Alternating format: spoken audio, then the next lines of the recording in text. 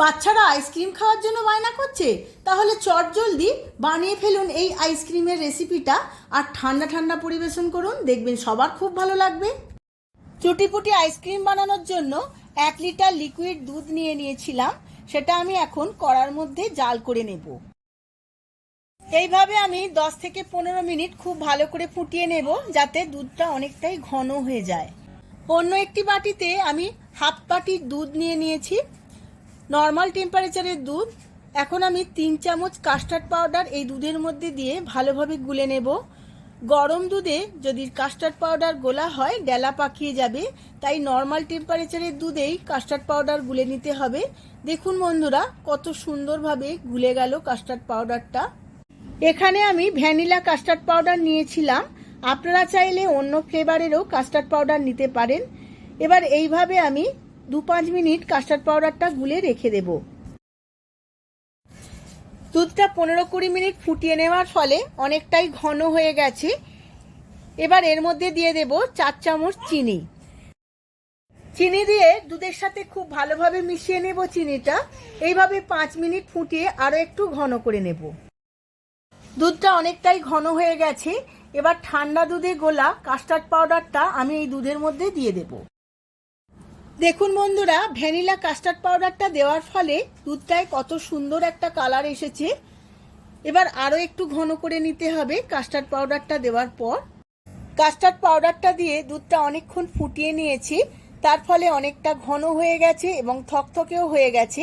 এবার আমি গ্যাসের ফ্লেমটা অফ করে দিয়ে এইভাবেই নাড়তে থাকবো, যাতে এই সমস্ত উপকরণটা খুব ভালোভাবে ঠান্ডা হয়ে যায়। কাস্টার্ড মিল্কটা আমার একদম রেডি হয়ে গেছে। এবার আমি একটা অন্য পাত্রে ঢেলে নিয়েছি। এবার আধ ঘন্টার মতো ফ্রিজে রেখে দেব। এখন আমি 1 বাটি হুইপ ক্রিম নিয়ে নিয়েছি, খুব ভালোভাবে ফেটিয়ে নেব। আপনারা চাইলে ফ্রেশ ক্রিম দিয়েও করতে পারেন, কিন্তু হুইপ ক্রিম দিয়ে যদি এই আইসক্রিম বানানো যায় একদম দোকানের মতো টেক্সচারটা আসে আর খুব সিল্কি এবং স্মুথ হয়।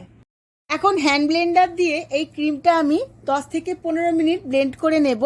আপনাদের কাছে যদি এই হ্যান্ড ব্লেন্ডার না থাকে আপনারা মিক্সিতেও ব্লেন্ড করতে পারেন।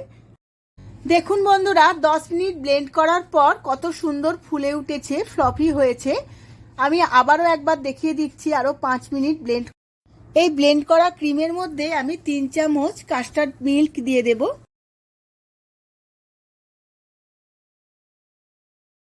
আর এর মধ্যে দিয়ে দেব 100 গ্রাম পাউডার মিল্ক। এবার সমস্ত কিছু আরও 5 মিনিট ব্লেন্ড করে নেব।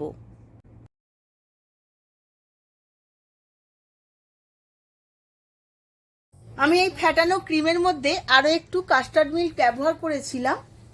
এখন আমি এর মধ্যে দিয়ে দেব ইয়েলো ফুড কালার, অল্প একটু দেব।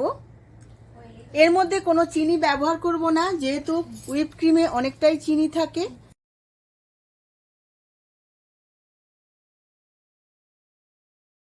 আর ফ্যাচুলার সাহায্যে সমস্ত কিছু খুব ভালোভাবে মিশিয়ে নিয়েছি। এবার সম্পূর্ণ পাত্রটা একটা ফয়েল পেপার দিয়ে কভার করে নিতে হবে। খুব ভালোভাবে কভার করতে হবে, যাতে বরফ ভেতরে না পড়ে যায় বা জমে যায়।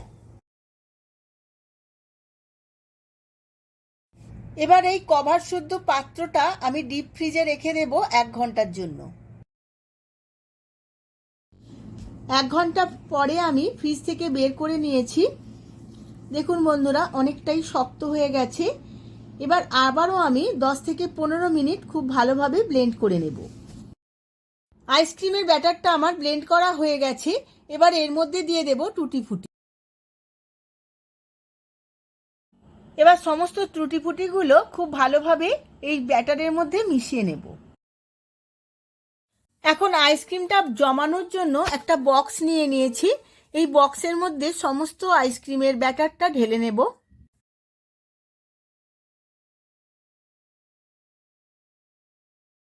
এবার সমস্ত আইসক্রিমের বক্সটা নিয়ে এইভাবে ড্যাব ড্যাব করে নিতে হবে, যাতে ভেতরে কোনো ফাঁকা অংশ না থাকে আর ওপরটা প্লেন হয়ে যায়।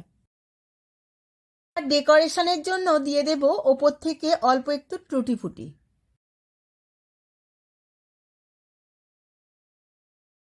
এবার বক্সের ওপর দিকটা আমি ফয়েল পেপার দিয়ে খুব ভালোভাবে মুড়িয়ে নেব, যাতে বাইরের বরফ ভেতরে না জমে যায়। এবার বক্সের মুখটা আমি কভার করে দেব। এইভাবে আমি 8 ঘন্টা ডিপ ফ্রিজে রেখে দেব, যাতে খুব সুন্দরভাবে আইসক্রিমটা জমে। আইসক্রিমের বক্সটা আমি 8 ঘন্টা পরে ফ্রিজ থেকে বের করেছি। দেখুন বন্ধুরা, কত সুন্দরভাবে জমে গেছে। এবার আমি কেটে নেব। এখন আমি একটা আইসক্রিম কাটার স্কুপ নিয়ে নিয়েছি, দেখিয়ে দিচ্ছি আইসক্রিম কাটতে কত শক্ত লাগছে। দেখুন বন্ধুরা, কত সুন্দরভাবে শক্ত হয়ে বসেছে আইসক্রিমটা। আমি সার্ভ করে নিয়েছি টুটি ফুটি আইসক্রিম। দারুণ দেখতে লাগছে, খেতে তো খুবই ভালো লাগে। এই সহজ পদ্ধতির টুটি ফুটি আইসক্রিমটি কেমন লাগলো অবশ্যই আমাকে কমেন্ট করে জানাবেন। ভিডিওটা যদি ভালো লেগে থাকে ভিডিওটিতে প্রচুর প্রচুর লাইক শেয়ার কমেন্ট করবেন। আজ তাহলে আসি, আবার দেখা হবে পরবর্তী ভিডিওতে নতুন কোনো রেসিপি নিয়ে। ধন্যবাদ।